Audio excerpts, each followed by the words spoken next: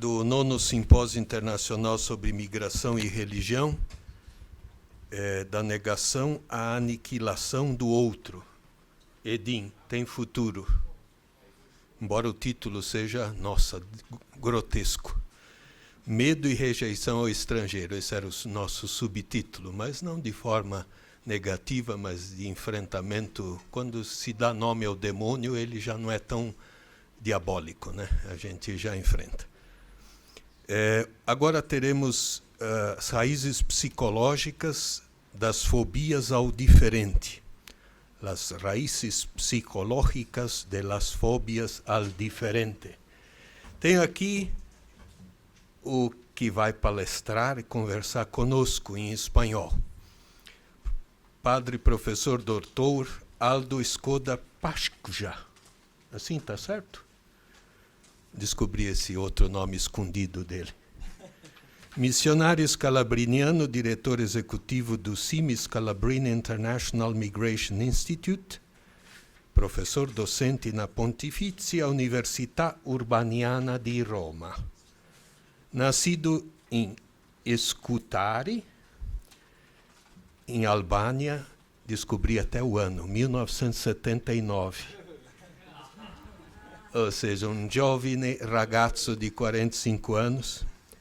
Sua cidade, chamada Escodra, em língua portuguesa, o nome em albanês é muito difícil, foi fundada por volta do século IV pelos ilírios, e foi tomada pelos romanos em 168, e foi tomada pelos sérvios em 1040, e foi tomada pelos venezianos em 1396, e foi tomada pelos otomanos em 1479, e foi destroçada pela tirania de Enver Halil Hoxha nos anos 70 do século passado, com uma ditadura grotesca.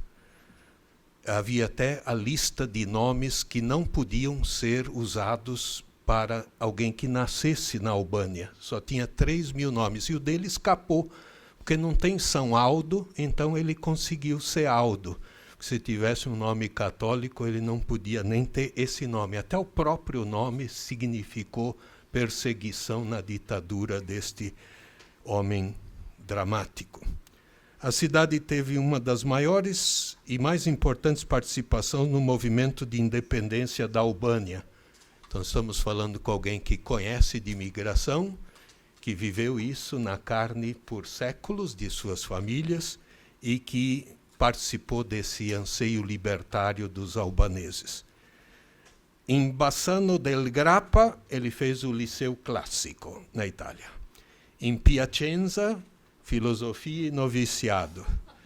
Em Roma, teologia, antropologia, e foi na cidade do Papa Paulo VI, Brescia, que ele foi responsável pela pastoral dos migrantes como capelão.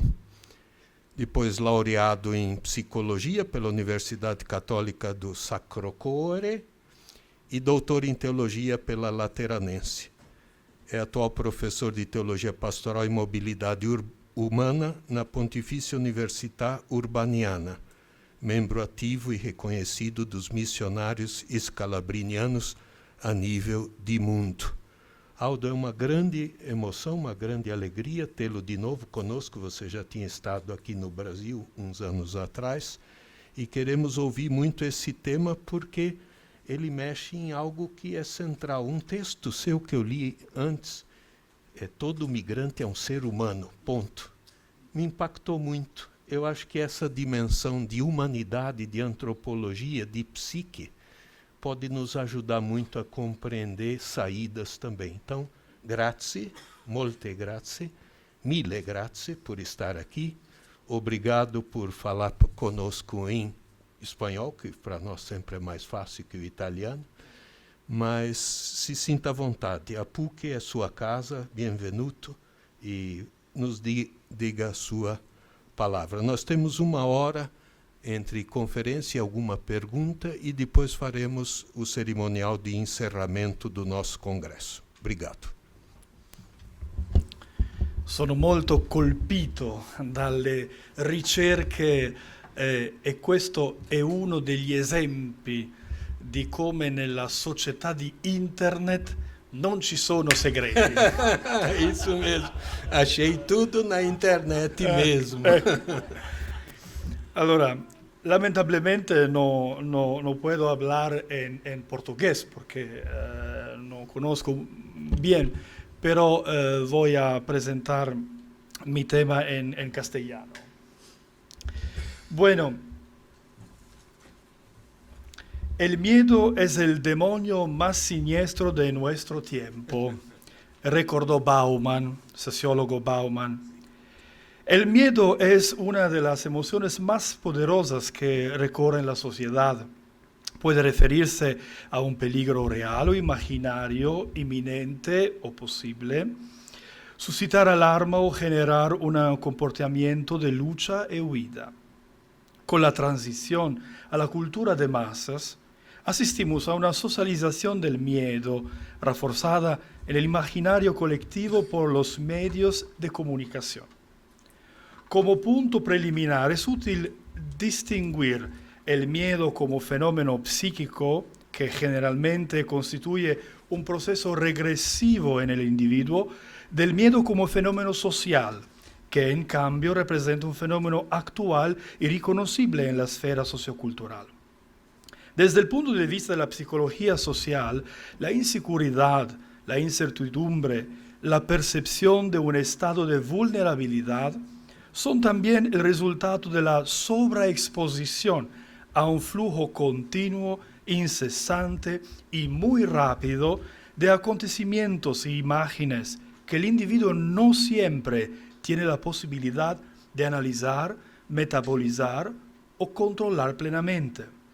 Dicha exposición produce una sensación alienante de desorientación y parálisis. En esta situación de desorientación, la defensa del propio mundo adquiere prioridad absoluta y es la exigencia tanto emocional como racional. La estrategia más extendida para domar el miedo resulta ser, en primer lugar, darle un rostro real y reconocible. Un proceso que crea el chivo expiatorio, scapegoat, y que produce la estigmatización y la creación de guetos.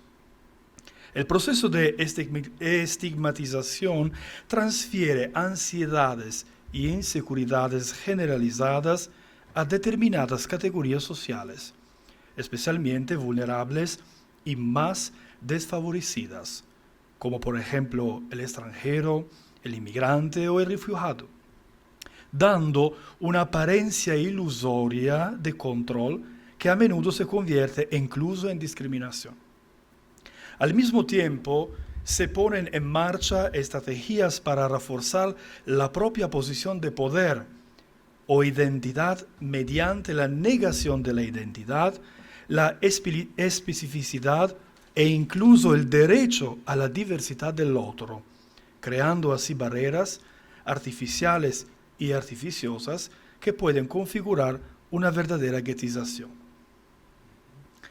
En el origen del miedo al otro hay, pues, una especie de simplificación cognitiva y emocional de la realidad, que se manifiesta en la producción del esquema dicotómico amigo-enemigo primordial. Un ejemplo paradigmático del miedo al extraño y de la dinámica que desencadena los encontremos también en la Biblia, donde el libro del Éxodo relata al ya inevitable conflicto entre el faraón y los hebreos. Todo comienza con el miedo o la repugnancia de los egipcios ante los extranjeros, que son los hebreos, presentes en Egipto desde hace mucho tiempo. Son muy prolíficos y su creciente número asusta a la población local. Esto se debe a que ya no saben quién es José, dice el libro del Éxodo, el judío que había salvado a Egipto de un destino funesto. El miedo de los egipcios procede pues de su ignorancia, de su desconocimiento. Este miedo crea, sin embargo, una situación tensa que el faraón intenta resolver con medidas drásticas y tiránicas, imponiendo de hecho una condición de esclavitud a los hebreos. Lo que aquí se pone de manifiesto es el paso de la ignorancia al miedo y de este a la violencia, un camino que se extiende a lo largo de los siglos y se repite en la historia de muchos pueblos y sociedades del pasado y del presente. Este pasaje bíblico encierra en sí mismo un profundo valor antropológico y ético, pero al mismo tiempo abre un horizonte práctico. El otro puede convertirse en enemigo si no somos capaces de reconocer en él la misma humanidad que nos une. El otro se convierte en amenaza si no somos capaces de vivir la solidaridad y la fraternidad, porque como dice el Papa Francisco, el miedo nos priva así del deseo y de la capacidad de encuentro con el otro, fratelli tutti. Por último, existe también una dimensión pedagógica en el relato bíblico, en el que se subraya que los hebreos, ahora libres del temor al faraón, deben recordar que una vez fueron extranjeros en la tierra en Egipto y, en consecuencia, ser hospitalarios con los extranjeros y tratarlos con justicia. El fenómeno de la globalización y los procesos migratorios hacen que el entorno social esté cada vez más marcado por la diversidad cultural, que también se expresa en el uso de artefactos propios de cada cultura. Compartir el espacio, sin embargo, no significa automáticamente compartir también la simbolización de ese espacio, los valores que lo cualifican, las reglas sociales que lo determinan y delimitan, y las relaciones que se ponen en práctica. Y es en la realidad donde se encuentran tanto las mayores dificultades que pueden desembocar en conflictos sociales como las oportunidades para construir una comunidad acogedora, abierta e integradora. Y es en la realidad donde se encuentran tanto las mayores dificultades que pueden desembocar en conflictos sociales como oportunidades. Lo que parece caracterizar la globalización de las migraciones en la actualidad es el grado acelerado de interacción y movilidad, con los consiguientes efectos de este fenómeno en la vida social e individual de las personas. Como afirma Appadurai, el mundo se ha convertido durante muchos siglos en un conjunto de interacciones a gran escala, pero en el mundo actual intervienen interacciones de un nuevo tipo y nuevas intensidades. Sin embargo, la creciente velocidad del cambio global no va acompañada con la misma capacidad de adaptación estructural e institucional para gobernar este fenómeno. El mundo avanza hacia una unión gracias a la circulación de mercancías y la influencia de las inmigraciones y los medios de comunicación, imágenes e información. En muchos temas importantes se ha fomentado una conciencia y una sensibilidad mundiales. Pensemos, por ejemplo, en el clima, la defensa del clima. Sin embargo, esta unión no ha favorecido necesariamente a todas las realidades por igual. Muchos contextos locales han quedado al margen de estos cambios, lo que revela que la globalización sigue siendo para algunos una posibilidad virtual de desarrollo. Todo ello porque la velocidad con la que se crean, destruyen y recrean determinadas estructuras no se corresponde con la velocidad de adaptación del hombre y de la sociedad, y menos aún de los derechos. Baste pensar en las empresas multinacionales y sus filiales y en el mercado del trabajo, una de las mayores influencias en la movilidad humana. Con tanta frecuencia, los procesos de encuentro, intercambio, globalización y migración han sido fenómenos sufridos más que buscados, y en consecuencia los individuos y las sociedades han mantenido una actitud oscilante entre la aceptación y el rechazo. A la prometida y esperada unidad que acompañaría a los procesos de globalización, los individuos y las sociedades han respondido con una reacción opuesta de diferenciación, exasperando los localismos, las diferencias étnicas, religiosas, etc., hasta el punto de que puede afirmarse irónicamente que hoy existen unos 8.000 millones de solitarios que se hablan con enorme dificultad. En este contexto globalizado, incluso la migración se convierte en un proceso ambiguo y muy debatido, que genera tantas interpretaciones y actitudes, entre ellas el propio miedo. Así, el riesgo de vivir protegiendo unos de otros, afirma el Papa, viendo a los demás como competidores o enemigos peligrosos, se traslada a la relación con los pueblos de la región. Tal vez, continúa el Papa, hayamos sido educados en este miedo y desconfianza. Fin de la cita. Toda la fenomenología del miedo impregna así diferentes segmentos de la vida social y se ha expresado en las últimas décadas a través de diversas imágenes y formas. Se piensa en el terrorismo, en la criminalidad de la vida urbana, en la tendencia a acercar la comunidad con aparatos de seguridad, en los riesgos medioambientales y sanitarios, y luego en la afluencia de otros y diversos.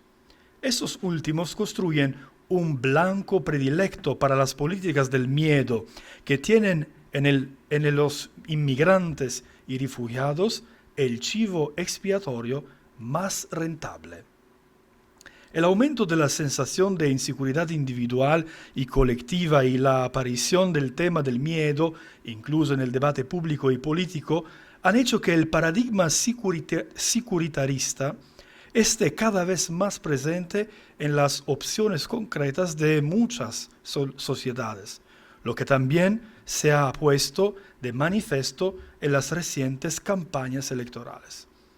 La supuesta terapia de puertas cerradas o fronteras blindadas, como por ejemplo en Europa, ha mostrado toda su falacia teórica y práctica, provocando por la impotencia para controlar fenómenos transversales, complejos y globales como los flujos migratorios. Este fracaso ha reforzado la percepción de un imaginario riesgo inminente de que el mundo que nos rodea pierda su forma, lo que va de la mano del síndrome del asedio o de la invasión bárbara. Pero es legítimo preguntarse con el Papa Francisco, ¿cuánto sea sostenible un equilibrio basado en el miedo? ¿Cuándo en realidad tiende a aumentarlo y a socavar las relaciones de confianza entre los pueblos? La paz y la estabilidad internacional no puede basarse en una falsa sensación de seguridad, en la amenaza de la destrucción mutua o de la aniquilación total, en el simple mantenimiento de un equilibrio de poder. Fin de la cita. Gobernar por el miedo y gobernar a través del miedo son características que han marcado muchas épocas y sociedades y acumulado muchas dictaduras y regímenes en todo el mundo. Esta perspectiva retorna hoy a través de la recreación de figuras que amenazan un supuesto equilibrio y bienestar alcanzado. En los últimos años, muchos estudios se han centrado en el concepto de miedo, riesgo y seguridad como elementos relevantes para describir la sociedad actual y en particular las políticas migratorias especialmente en los países de acogida. Cabe preguntarse si el miedo se ha convertido en un pegamento para reforzar y, en un cierto sentido, estrechar los lazos sociales. Una especie de denominador común que caracteriza en nuestras sociedades occidentales, en nombre del cual también se establecen políticas públicas, además de generar actitudes y comportamientos individuales y sociales que pueden convertirse en verdaderos prejuicios y discriminaciones.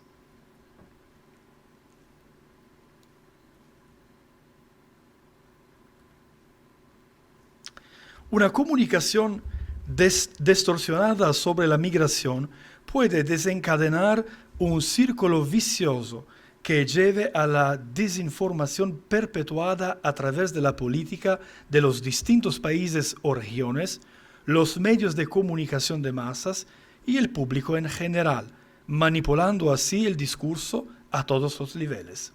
El discurso político, que también pasa por los medios de comunicación de masas, desempeña un papel importante en la formación de la imagen de las personas inmigrantes en la sociedad de acogida. Uno de los mayores retos a este respecto es que y cómo comunican los gobiernos sobre los inmigrantes y sus políticas al gran público. En ese sentido, podemos decir que no se trata solo de un proceso de información, sino también de educación y formación del pensamiento, ya que la gestión de la migración también implica la percepción de los inmigrantes en la sociedad. Weick afirma: cuando las personas promulgan una ley, simplemente están trazando líneas, definiendo categorías y acuñando nuevas etiquetas mediante el cruce de esferas espaciales, temporales y de acción, estableciendo así nuevas características en el entorno que antes no existían. Fin de la cita. Las definiciones legales, como migrante, refugiado, etc., sobre los protagonistas de los fenómenos migratorios, pero también las propias definiciones científico-académicas utilizadas para describirlos o analizarlos, han creado una nueva dimensión en la percepción de la realidad, debido también al uso masivo y a veces indiscriminado e incluso indebido que se hace de ellas en los medios de comunicación. Estas definiciones se han convertido en etiquetas que han impregnado la dimensión social, identificando a grupos de personas o fenómenos hasta el punto de cambiar incluso la propia percepción del individuo y de la persona. De esta manera se crea una especie de distorsión en la que el otro pierde su individualidad, su historia, su originalidad y singularidad, y es percibido exclusivamente a través de las etiquetas que se imponen. Este proceso es insidioso, omnipresente, y una vez desencadenado, se convierte en una nueva normalidad que se autoperpetúa gracias también a los nuevos medios de comunicación social. Diversos estudios han demostrado que el uso por parte de los medios de comunicación de términos calificativos, así como su asociación con fenómenos negativos, desviaciones sociales o amanesas, terrorismo, identidad nacional, emergencias sanitarias, junto con la utilización en distintos ámbitos sociales de términos despectivos y ofensivos, modifican sustancialmente nuestra percepción de los demás y, en consecuencia, nuestra actitud y comportamiento. Las categorizaciones y los análisis científicos del fenómeno migratorio son sumamente necesarios si queremos leer su complejidad, pero la simple presentación de los datos ha demostrado no ser del todo eficaz. Baste recordar la discrepancia que existe entre los datos reales y los percibidos sobre la presencia de inmigrantes. Esto implica una mayor atención a los datos objetivos, así como la capacidad de narrar estos datos. La narrativa, por tanto, no solo transmite una determinada visión de la realidad, sino que incluso tiene el poder de darle forma. La reducción del migrante a mera mano de obra útil, invasor, etc., operada también en otras épocas históricas, pero todavía permanente y legitimada por una visión instrumentalista y funcionalista del fenómeno, debe criticarse y considerarse insuficiente porque es incapaz de poner de relieve la complejidad que caracteriza a estos fenómenos. Tales categorías descriptivas corren el riesgo de crear una verdadera estigmatización que contamina no solo el análisis y la narración, sino también los propios procesos de integración social. En realidad, hay que tener siempre presente que, cito Sayad, inmigrar es inmigrar con la propia historia, con las propias tradiciones, las propias formas de vivir, sentir, actuar y pensar, con la propia lengua, la propia religión, así con todas las demás estructuras sociales, políticas, mentales de la propia sociedad. Fin de la cita. Esto también nos hace reflexionar sobre el hecho de que las acciones en el ámbito de la migración a menudo solo tienen en cuenta a las personas como migrantes o refugiados, denominaciones que se asumen en el momento en que se cruza una frontera internacional o se reconoce un determinado estatuto jurídico, como en el caso del refugiado. Esto limita en gran medida la propia eficacia de los proyectos de aculturación, inclusión o cohesión social, ya que el conocimiento de la experiencia y vivencia previa a la migración es crucial para comprender mejor las dinámicas que estas personas han experimentado y los proyectos que llevan consigo. Así pues, no basta con compartir el mismo espacio social. A veces la mera presencia del otro extranjero puede ser fuente de malestar, miedo e incluso aversión. Es que aquí donde que se pone de manifiesto la importancia de los procesos virtuosos necesarios para promover la participación activa y la construcción de horizontes compartidos. El Papa Francisco indica cómo los temores de acoger a los migrantes, pero también de los que llegan, son legítimos, están basados en dudas que son totalmente comprensibles desde un punto de vista humano. Tener dudas y temores no es un pecado. El pecado es dejar que estos miedos determinen nuestras respuestas, condicionen nuestras elecciones, compromitan el respeto y la generosidad, alimenten el odio y el rechazo. Fin de la cita. Tanto en la sociedad como en la comunidad cristiana, el extranjero siembra la incertidumbre en un terreno en el que existe una apariencia de orden establecido. Esta incertidumbre es el resultado de su condición de diferente, lengua, cultura, religión, valores, etc., que lo sitúa en discontinuidad con su entorno. Para hacer frente a este desequilibrio, según el antropólogo Levi Strauss, se pueden aplicar dos estrategias a nivel individual y social. La primera es llamada antropofagia, que es lo que aniquilar a los extranjeros devorándolo y metabolizándolos después, convirtiéndolos en una copia perfecta de uno mismo.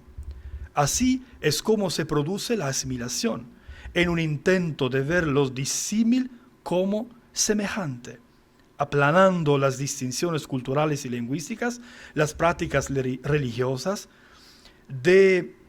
desalentando de diversas formas las tradiciones y los vínculos, salvo los que favorecen el conformismo. El segundo es antropoética, expulsar a los extranjeros, relegarlos de algún modo a la frontera social, cultural, física, religiosa.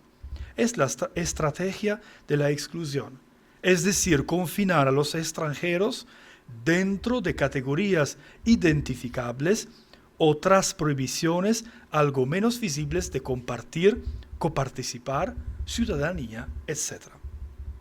Detrás de estas estrategias hay una visión antropológica precisa del otro, que puede resumirse en la categoría del pobre, no en el sentido evangélico, sino en el sociológico, de aquel que no posee nada propio y menos aún algo que pueda compararse con lo que yo poseo. Se convierte en un sujeto débil de derechos, de cultura, de identidad y a menudo débil de humanidad. O bien el otro es un enemigo para el que se activan una serie de defensas o ataques como consecuencias de una inseguridad y una amenaza percibidas y sin rostros, y en cualquier caso irracionales, que adquieren entonces el rostro de cualquiera que se llama extranjero.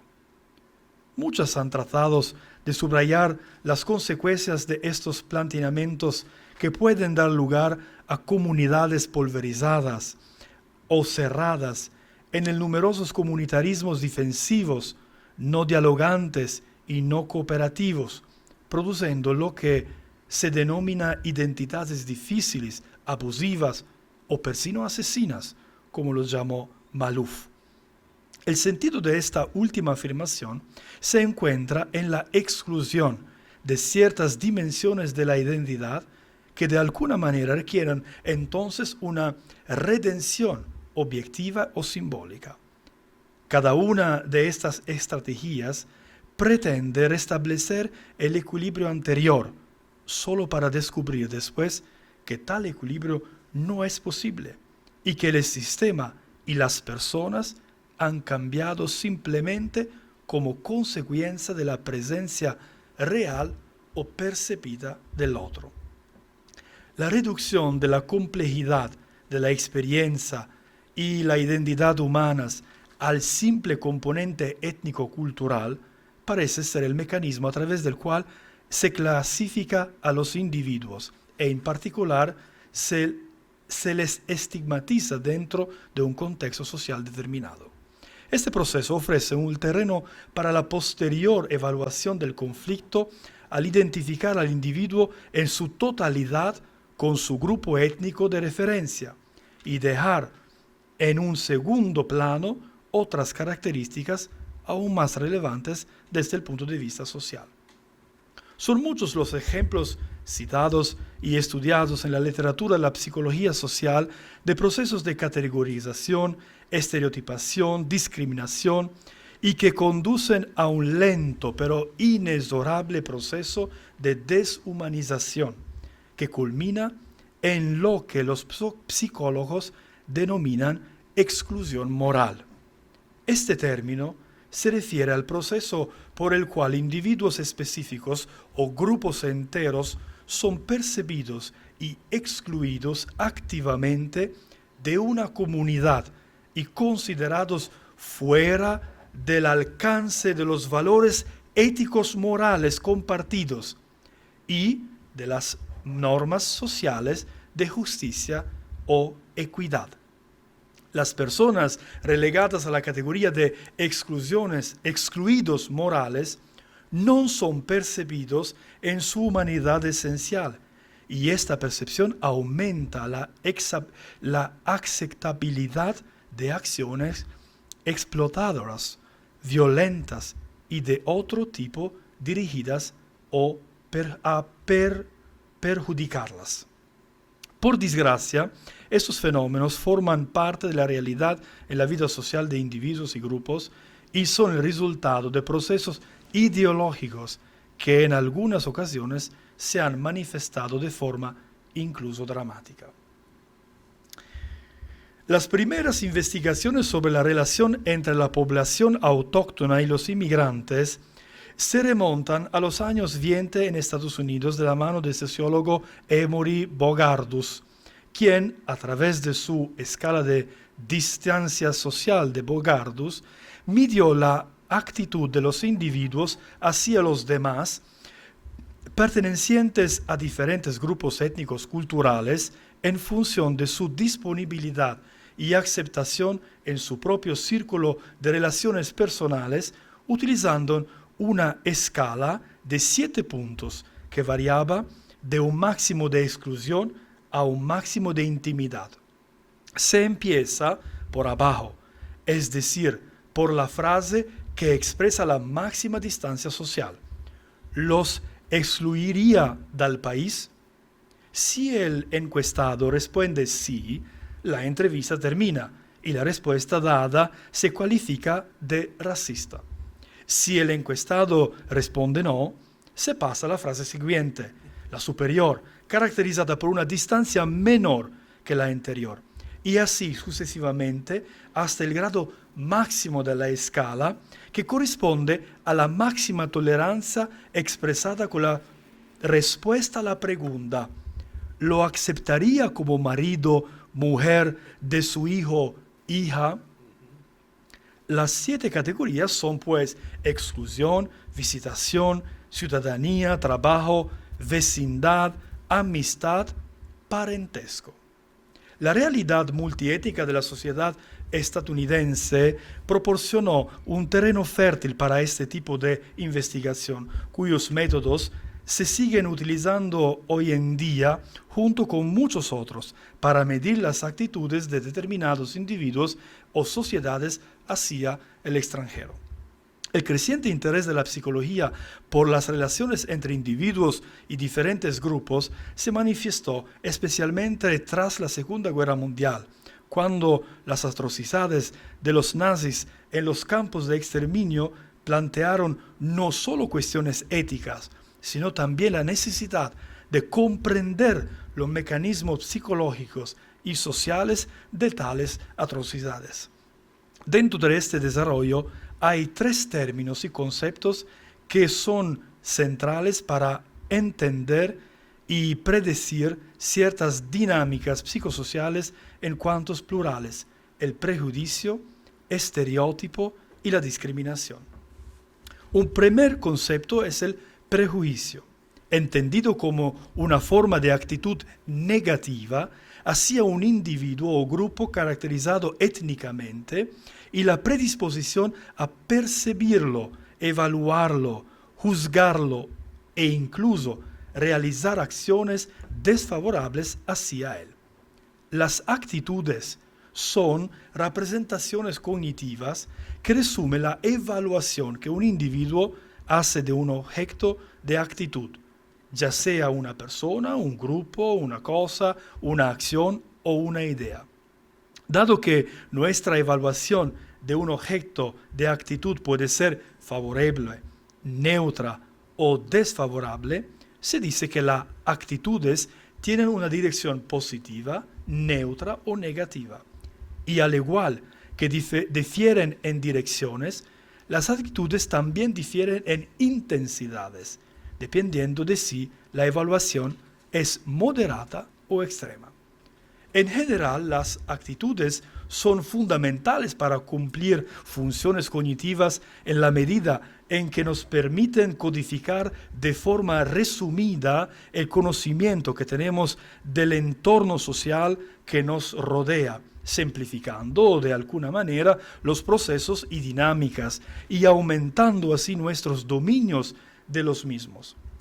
Además, las actitudes también tienen una función expresiva y valorativa, convirtiéndose así en una especie de comunicación con otros actores sociales de nuestras convicciones, valores, creencias. De este modo, uno expresa su actitud de apego a su grupo social, marcado incluso la diferencia con los que pertenecen a otro grupo. Mi familia, mi patria, mi equipo de fútbol e incluso mi religión, etc. Las actitudes también dependen en gran medida de las interacciones y afiliaciones sociales. De hecho, las actitudes hacia un diferente, por ejemplo, con las personas inmigrantes o refugiadas, pueden verse modificadas no solo por las creencias del individuo, sino en la medida en que éste se cuestiona si esta actitud abierta o cerrada sería bien acogida o evaluada positiva o negativa por los miembros de su grupo. Debido a la importancia que la dinámica de grupo tiene en la vida del miembro individual y a la influencia que ésta ejerce sobre él, puede decirse que las actitudes y el comportamiento y la calidad de las relaciones intergrupal también son muy relevantes para los elementos que determinan la pertenencia al grupo y por tanto la dinámica intragrupal. Esta interdependencia crea, por ejemplo, contextos y sociedades intolerantes que alimentan la intolerancia en los individuos y que, a su vez, conducen a la creación de una sociedad de un contexto intolerante. Otro concepto útil para entender la génesis de los conflictos en contextos multiculturales es el estereotipo.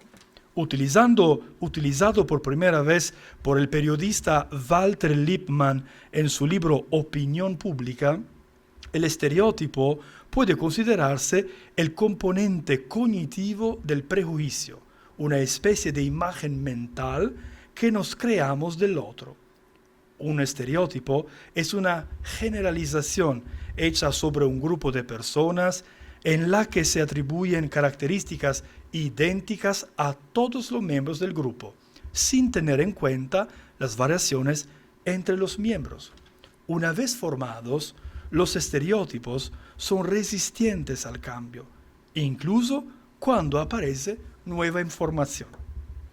La complejidad del mundo social y de las relaciones que se crean, así como los estímulos que de él se derivan, hacen imposible dominar una información detallada de todo, por lo que maximizamos nuestros recursos cognitivos desarrollando actitudes precisas sobre algunos temas y generalizando y simplificando otros.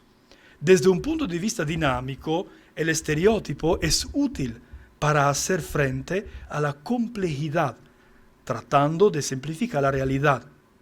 Pero cuando ello va en detrimento de las personas, en el sentido de una generalización inadecuada al borrar el elemento original, se convierte en una herramienta poco dúctil y potencialmente ofensiva. Los estereotipos son omnipresentes en las dinámicas y las relaciones, empezando por los estereotipos de género, hombre y mujer, hasta otras características atribuidas a determinados grupos sociales como la nacionalidad o la etnia. El último concepto útil para comprender la dinámica social interétnica que puede manifestarse hacia una población de origen extranjera es la discriminación. La discriminación traduce operativamente el prejuicio mediante la aplicación de comportamientos destinados a desfavorecer o perjudicar a los miembros del grupo percibido o considerado como hostil o simplemente negativo. A menudo es así. Acción negativa o perjudicial, injustificada, hacia los miembros de un grupo por el mero hecho de pertenecer a dicho grupo.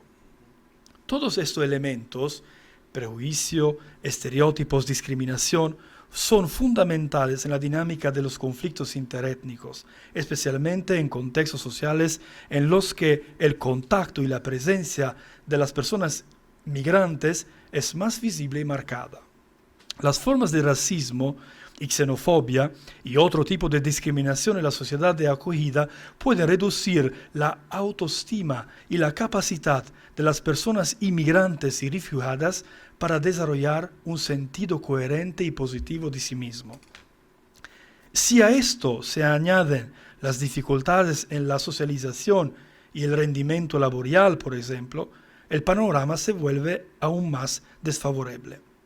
La discriminación percibida es un factor de estrés psicosocial con relevancia negativa para salud mental y sin duda repercute en la vida de estas personas migrantes y refugiadas. Varios estudios han demostrado muy claramente los efectos negativos de los comportamientos y actitudes discriminatorias en la salud de los inmigrantes y especialmente de sus hijos, como formas depresivas que se convierten en retraimiento social, depresión e incluso desviación. ¿Cuáles pueden ser las estrategias para disminuir los errores de atribución étnica, los conflictos y las consecuencias negativas que esto tiene en las relaciones sociales? La respuesta no es, desde luego, una conclusión inevitable, pero creemos que podemos identificar un desarrollo direccional. La atención a las personas debe ir acompañada de apoyo y atención a los contextos en los que las personas viven. Por lo tanto, hay que introducir propuestas operativas para crear un contexto que favorezca la integración. En otras palabras, no basta con preguntarse cómo de bien se integran los inmigrantes en un contexto, sociedad o cultura, sino cómo de abiertos y dispuestos están esas sociedades, estos contextos y esa cultura a aceptar la diversidad. La mera coexistencia y el hecho de compartir espacios vitales es una condición necesaria, pero no suficiente para la promoción de relaciones sociales positivas y de la colaboración. De interés es la llamada hipótesis del contacto, propuesta por el psicólogo Gordon Allport en el 1954, que se ha convertido en un concepto fundamental de la psicología y las ciencias sociales. La teoría sugiere que el contacto intergrupal en condiciones específicas puede reducir eficazmente los prejuicios entre grupos diferentes. La hipótesis de Allport hace hincapié en que el contacto interpersonal bien gestionado puede mitigar problemas como los estereotipos, los prejuicios y la discriminación que suelen surgir entre grupos rivales. No es casualidad que la hipótesis de Allport haya cobrando importancia en Estados Unidos, especialmente en el contexto de los esfuerzos de desegregación y la necesidad de abordar las tensiones raciales. Allport había señalado que las interacciones directas entre individuos de grupos diferentes, si se trataban adecuadamente, podían fomentar la comprensión, la empatía y las actitudes positivas, reduciendo en última instancia los prejuicios y la xenofobia. Esta hipótesis se ha estudiado ampliamente en diversos contextos como la migración y las relaciones interculturales. La investigación ha demostrado sistemáticamente que el contacto directo entre grupos con individuos de diferentes orígenes culturales puede tener un impacto positivo en las actitudes hacia las personas migrantes y refugiadas. Además, la calidad del contacto ya sea positivo o negativo, influye significativamente en la formación de actitudes. El contacto intergrupal positivo, caracterizado por interacciones amistosas, se ha relacionado con una mejora de las actitudes y una reducción de los prejuicios, mientras que el contacto negativo, caracterizado por la hostilidad, puede tener el efecto contrario. Los estudios han explorado el impacto del contacto intergrupal directo e indirecto en las actitudes hacia los inmigrantes y refugiados, destacando la importancia de la valencia, naturaleza positiva o negativa, del contacto en la formación de actitudes. En el contexto de la crisis europea, denominada crisis europea de los refugiados, algunas investigaciones estudiaron la relación entre la frecuencia y la calidad del contacto intergrupal directo con personas de origen inmigrantes y la frecuencia del contacto indirecto con los refugiados a través del consumo de noticias e información de los medios de comunicación. La investigación demostró que las personas con un conocimiento indirecto o mediato, medios de comunicación, discursos políticos, prejuicios sociales, etc., tendían a desarrollar actitudes más negativas a medida que se presentaba y percibía a los refugiados como una amenaza y otro tipo de hostilidad. La investigación también demuestra que la calidad de las relaciones es más importante que la frecuencia, en línea con las observaciones de Allport. En otras palabras, puede afirmarse que incluso un contacto o encuentro esporádico que se convierte en una experiencia agradable con una persona migrante o refugiada crea una actitud positiva más que los contactos frecuentes, pero sin una implicación o interacción significativa. La hipótesis del contacto sigue siendo relevante a la hora de abordar los problemas migratorios contemporáneos, ya que ofrece ideas sobre cómo la promoción de interacciones intergrupal positivas puede ayudar a reducir los prejuicios y hostilidad y la xenofobia. Al subrayar la importancia de la frecuencia y sobre todo de la calidad y el valor del contacto intergrupal, esta hipótesis proporciona un marco para promover la inclusión, la empatía y el respeto mutuo, especialmente en el contexto de la inmigración y las interacciones interculturales. Este dinamismo abre un camino concreto que puede ayudar a fundar una comunidad participativa e intercultural a partir de la experiencia de migrantes y refugiados.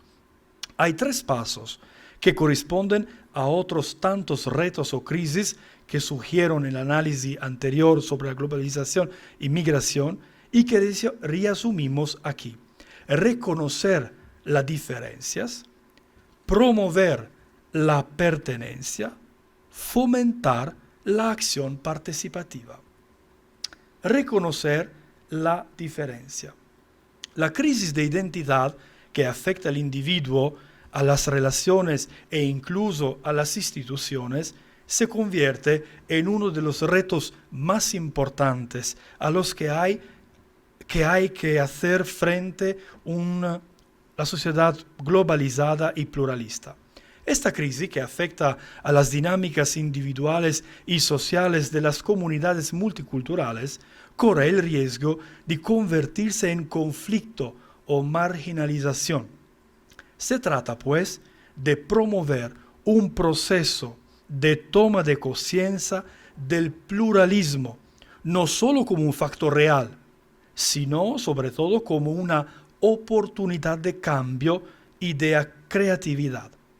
Para que este proceso de reconocimiento tenga lugar, es necesario que exista una dinámica continua y positiva de interacción y mediación intra e intercultural. Segundo, promover la pertenencia.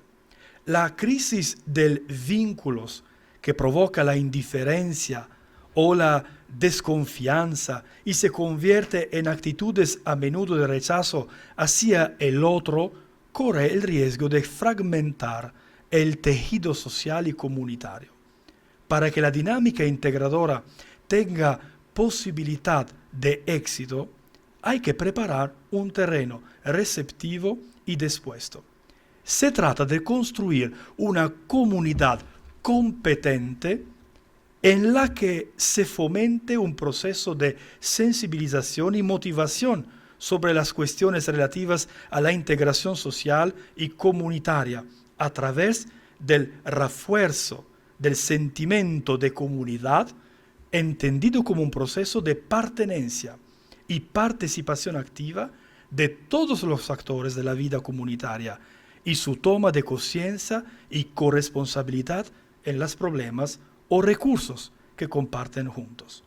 Tercero, promover la acción participativa.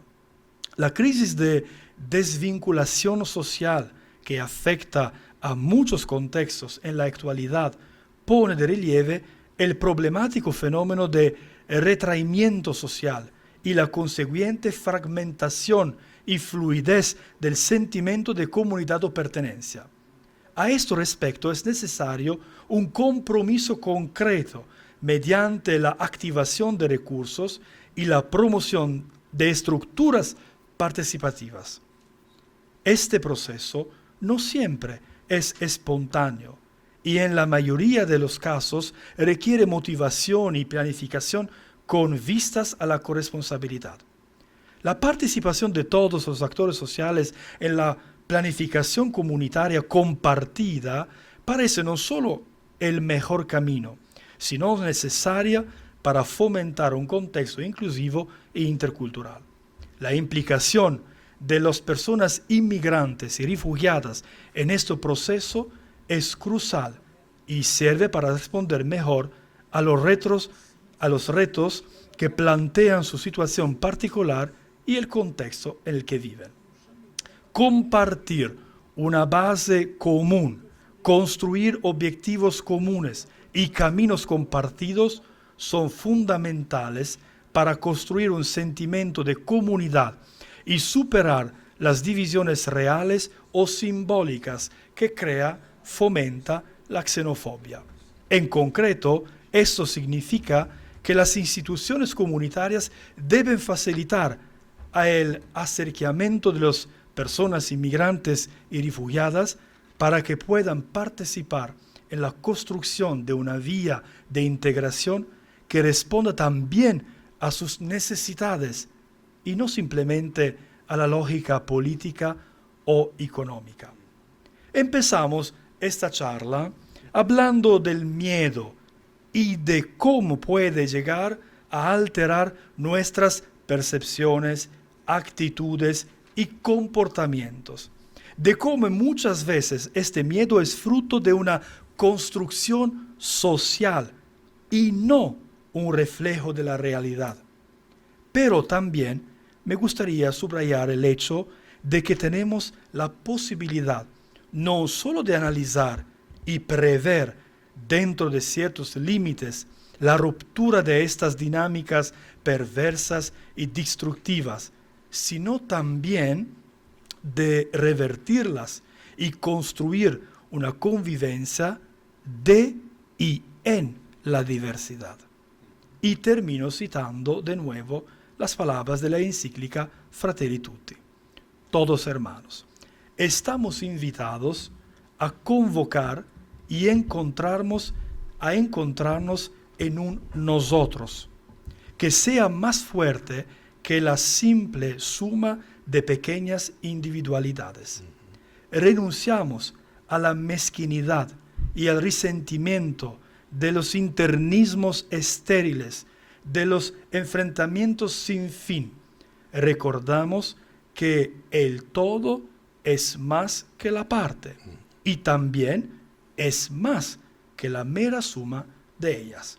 Gracias por su atención.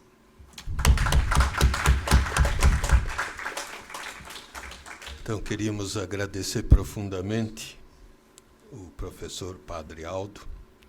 De fato, eu vou tentar fazer só uma pequena sinopse. Vamos ver se eu sou bom aluno, senão você me dá nota menor. Se o medo é o demônio mais sinistro de nosso tempo, poderia preferir chamá-lo de diabólico. Para que a gente o vença, ouvindo você, é preciso 3 exorcismos, 3 atos simbólicos. E você deu a possibilidade, não mágica, nem panaceia, mas caminho.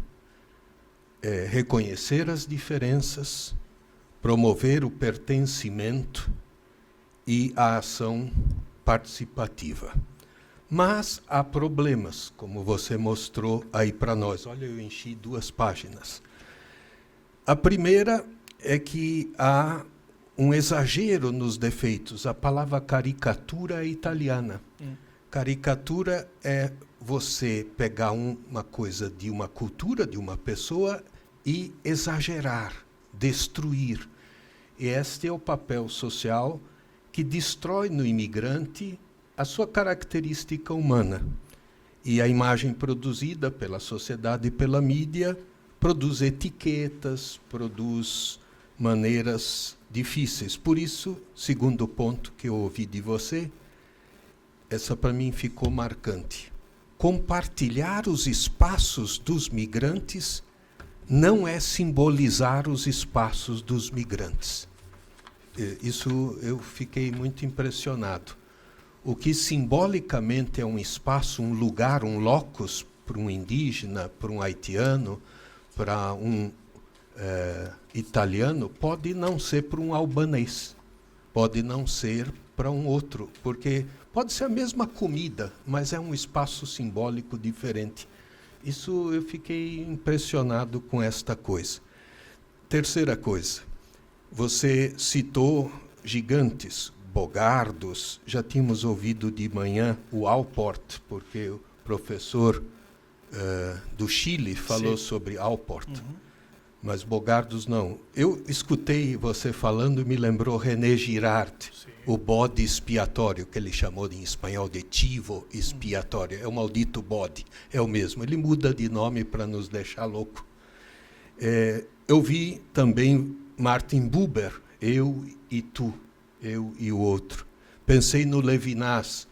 A ontologia metafísica quis engolir o mesmo de uma forma antropofágica para não ouvir o outro naquilo que ele de fato é, como diferente, como não discurso igual, não assimilável.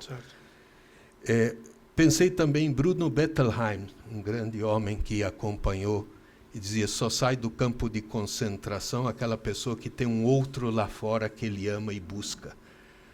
Pensei em sugerir para você depois, veja a arrogância brasileira, em que você lesse Milton Santos e Ailton Krenak. Milton é o maior geógrafo do Brasil, ele pensou de outra maneira a globalização. Eu mesmo estou lendo ele agora, mesmo tendo conhecido, eu acho que ele vale a pena nesse seu caminho de descobrir o espaço simbólico do outro. E o Krenak, mais ainda, que é um dos nossos, agora acabou de entrar para a Academia de Letras, a primeira vez que tem um indígena brasileiro, um legítimo brasileiro na Academia de Letras do Brasil, que já fez 200 anos por aí. Quarta coisa, foi esta ideia do equilíbrio fundado no medo, que é um desequilíbrio, como você acabou de mostrar com o Papa Francisco. Se não é fratelli tutti, não é fratelli de ninguém, porque essa vira uma insegurança global, e ele mostra bem isso, o Zygmunt Bauman, em vários textos. A outra última coisa que eu queria, e talvez fazer como pergunta para você, não teremos tempo de muitas perguntas, você falou assim, o mais importante para nos aproximar, para valorizar, é a qualidade do encontro e não a quantidade. Eu fiquei me perguntando o que é uma qualidade de um encontro por um albanês, brincando com a sua origem. Certamente não é a da Itália, onde você vive, ama e cresceu e estudou. Mas como você é escalabriniano, diz que escalabriniano, onde tem o pão que me dá de comer, essa é a minha pátria, dizia João Batista. Como trabalhar essa qualidade no meio de tanta diversidade, de tanto ódio, de tantas pessoas? Porque nem a quantidade a gente consegue, às vezes, de valorizar o encontro pessoal. E essa qualidade deve ser muito mais forte, né? Significa entrar na alma do outro, penetrar. Charles de Foucault diz que foi tão difícil entrar no Tuareg, ele precisou entender o idioma e as palavras secretas dos povos nômades lá que ele andava. Como a gente cultiva a qualidade? Você que é um psicólogo, como se cultiva a qualidade com outro que é o diferente, que mete medo? Tem um caminho, uma porta? Não sei se compreendeu. Sì, sì. Por favor, e muito obrigado pela sua fala. Grazie. Foi importante. Purtroppo però adesso devo rispondere un po' in italiano. Per favore. Piano, piano. Qualquer coisa, cadê o nosso intérprete? Per Ecco. favore, Monsignore Paolo Parisi. Se for muito complicado, você tem que vir, porque temos que chamar o entendido em Afeganistão para vir falar aqui do Pashto. Vamos lá.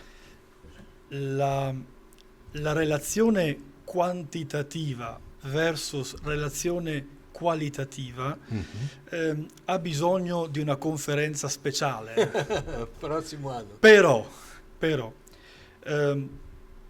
potrei suggerire, così come non solo come esperienza, no, personale, ma anche come ricerca applicata ad alcuni contesti multiculturali, che la prima chiave per poter costruire un rapporto qualitativo con l'altro è riconoscere nell'altro la stessa mia umanità.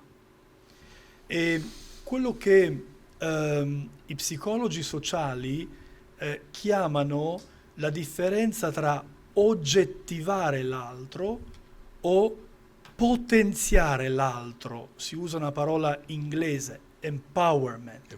Cioè significa riconoscere che l'altro è un essere con una storia, con una capacità relazionale, con una capacità immaginativa, con una capacità di sofferenza e di speranza. Mi ricordo a Brescia, dove ho lavorato nella pastorale, che in una parrocchia c'era una persona che il parroco e i parrocchiani chiamavano semplicemente migrante. C'è un migrante che viene a messa, c'è un migrante che vediamo tutti i giorni lì, ed era considerato, insomma, nessuno conosceva il suo nome, il parroco non conosceva il suo nome, la gente che stava lì e che dava al momento della pace, no? Durante la messa c'è datevi la pace, ed è diventata più un rito che non una relazione, no? Pace, ma senza neanche capire o conoscere chi è l'altra persona. Un giorno l'organo grande della chiesa non funziona più, si rompe durante la messa e non sanno come fare e cosa fare. A un certo punto si alza il migrante e si avvicina all'organo, organo classico, bello, 1800, un organo bellissimo. Il parroco, che vede lui avvicinarsi all'organo, si agita un po', no? Si agita. E nel momento in cui inizia quasi a correre verso l'organo, il migrante è più veloce, va all'organo, tocca 2 o 3 tasti e l'organo funziona. Questo cambiò totalmente non la identità del migrante, ma la percezione. Certo. La persona era la stessa. Yes. Ma ecco allora che Papa Francesco ogni tanto insiste questo. La prima conversione è la conversione della mentalità, cioè l'occhio con cui io guardo l'altro e guardo il mondo. Allora, la chiave, per tornare alla domanda, è dare una possibilità all'altro di essere umano, non un oggetto, non una etichetta. Nenhum sem nome. Grazie mille. Você fica aqui. Eu chamo agora o Wagner Lopes Sanches, coordenador do programa de Ciência da Religião, para realizar aqui, também, creio, Wagner, Lúcia, o momentozinho de encerramento. Nós estamos no 9º simpósio, deveria ser o 10º, mas foi 9 porque houve o ano da pandemia em 2020 que nós suspendemos. Então, 2015, o primeiro, Mobilidade Humana e Identidades Religiosas, novas interações, novos caminhos. Depois 16, 17, 18, 19, 21, 22, 23, 24, significa que em 25 faríamos o 10º. Quando a gente faz 10 anos, é primeira comunhão, é festa, já está quase um mocinho, uma menina. Então vai ser o momento de construir a nossa enciclopédia destes 10 anos, a nossa memória. Décio até comentava, quem sabe, articular os conceitos operacionais que nós já conseguimos estabelecer em termos científicos, em termos teóricos e também em termos de diálogo com múltiplas ciências, psicologia, antropologia, ciências sociais, política e também a realidade do migrante que sempre teve voz em todos os nossos encontros. Tudo isso só foi possível porque houve uma articulação do programa de Ciência da Religião, junto com o programa de Ciências Sociais, junto com a Missão Paz, especialmente o Centro de Estudos Migratórios, e junto, por isso eu pedi para Aldo ficar também, com o CIMI. E isto nos colocou, depois com os serviços e o lugar da PUC São Paulo, da TV PUC, e da DTI, o Departamento de Tecnologia da Informação, e também dos funcionários, das pessoas, dos nossos professores, uma efeméride, porque 9 anos no Brasil quase nada mais existe. Tem revistas que lançam o primeiro número e morrem no segundo. E nós estamos aqui com Carlinhos ressuscitado e toda a força de um fígado novo, de um rim novo. Já estou trocando até o órgão aqui, não importa. O Carlinhos é novo em tudo, no rim, no fígado e no coração.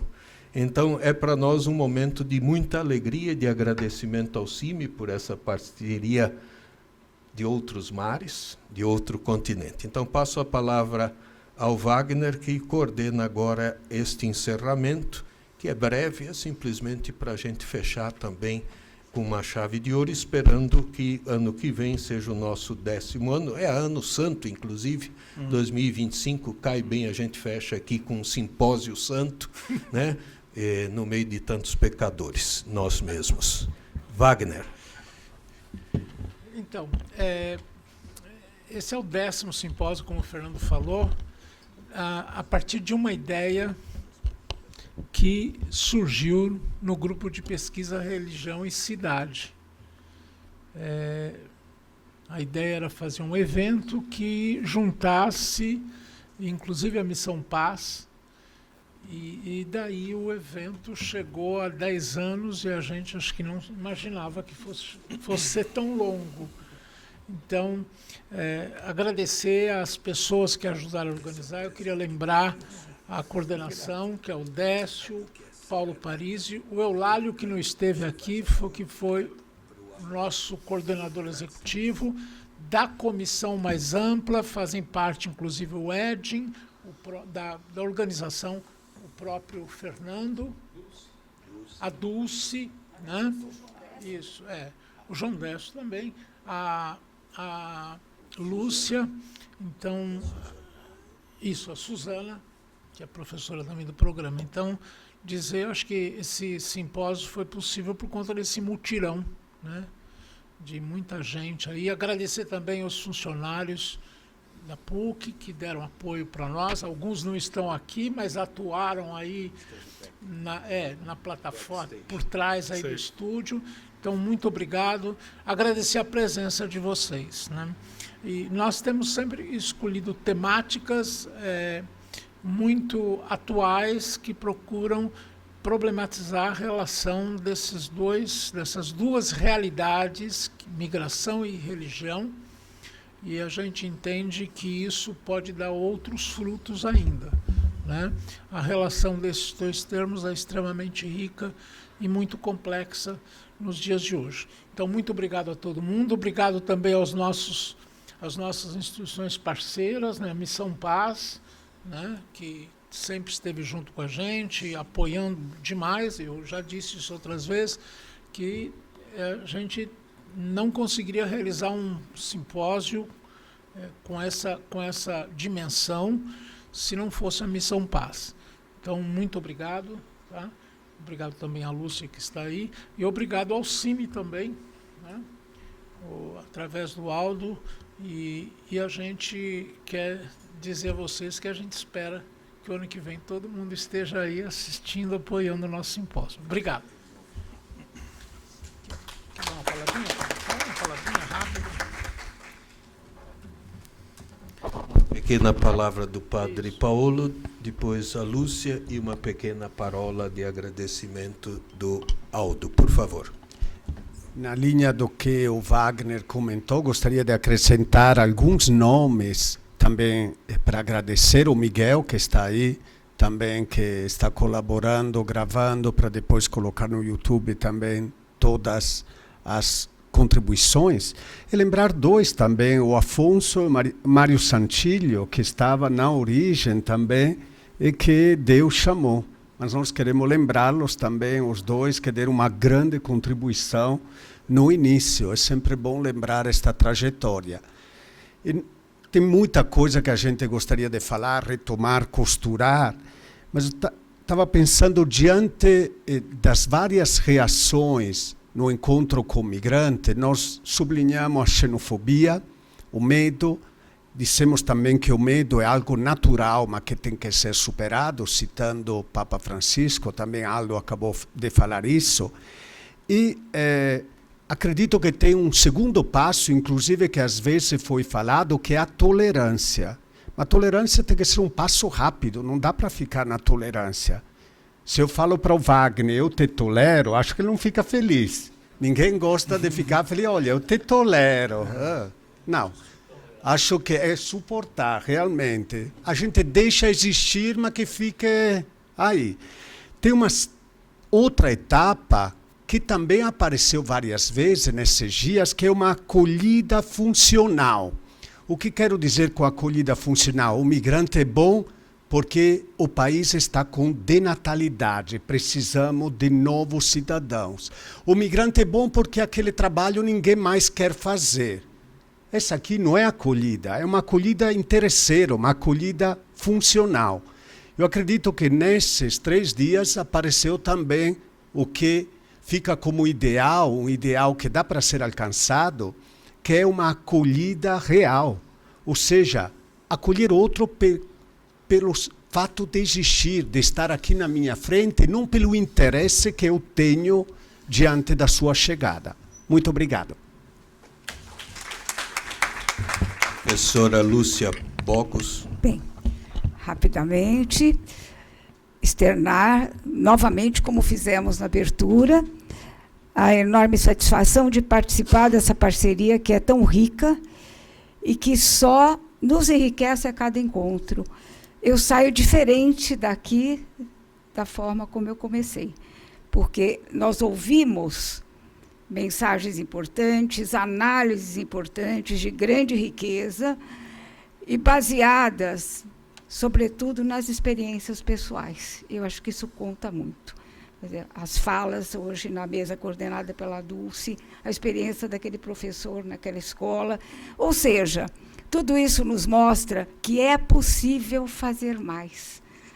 Eu acho que quem esteve aqui refletiu, pensou, as falas todas foram muito conectadas entre si, sempre muito diálogo. Isso foi muito interessante, porque isso mostra que o tema escolhido foi extremamente oportuno, é importante e está permeando as preocupações de todos, numa perspectiva interdisciplinar, multidisciplinar, mas principalmente, né, voltada à superação dos entraves, da xenofobia, da discriminação, quer dizer, caminhos por via da participação, porque o Aldo fala da participação e todos, de alguma maneira, falaram ou trouxeram exemplos de como essa participação enriquece, transforma e pode nos levar, de fato, a uma realidade diferente. Então, eu acho que, para todos nós que participamos e para todos que vão assistir, porque eu acho que o efeito multiplicador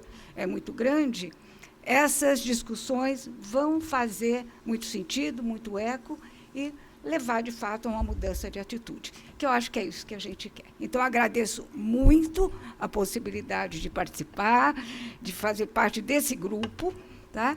E vamos ao próximo simpósio, né? Ano que vem tem mais. Obrigada, gente. Obrigada a todos. The last but not the least. Last but not the least. Bueno, Aldo, por favor. Yo he ya hablado bastante, pero quiero que agradecer todas y todos por estos días de simposio, porque el simposio es una tarea colectiva, colectiva. Y nos hemos compartido competencias, experiencias, y por eso tengo que sottolinear que 9 años de simposio, 9 ediciones, y 3 días para cada edición, no son solo una relación cuantitativa, pero es más una relación cualitativa.